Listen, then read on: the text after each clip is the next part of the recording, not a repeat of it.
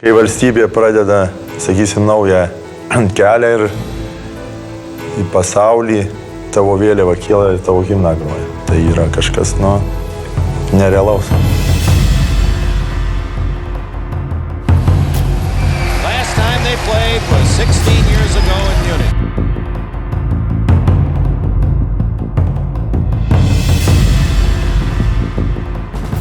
Sąrašuose buvo įtraukta ir mūsų šeima. Aš išėjau prie bokšto, senoje manęs ieškoti ir nebegrįžau.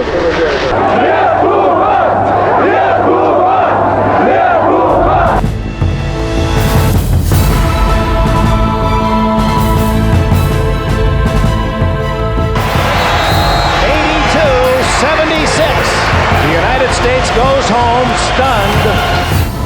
Bet mes lietuviai, žinai, mes ne rusai. Ir vienintelis būdas buvo pasipriešyti, kažką nuveikti, kažką įveikti, įrodyti, kad tu esi kitoks.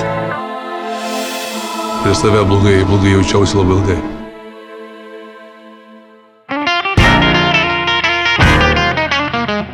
Ten daug ko nematę buvo. Lede sudėti per pusę perpjauti, supranti, apelsinai, kur irgi alio.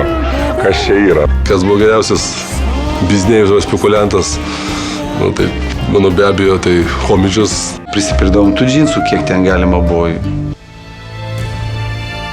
Lithuania was a different kind of dream.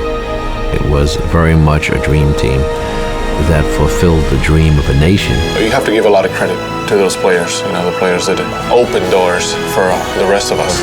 We're doing something that's bigger than the game of basketball.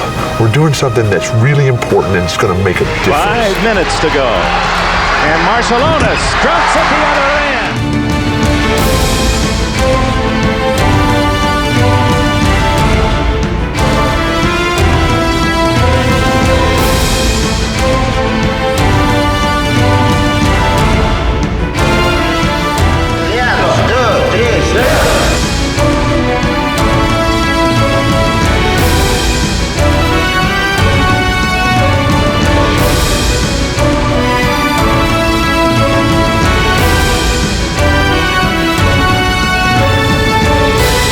Kita svajonių komanda.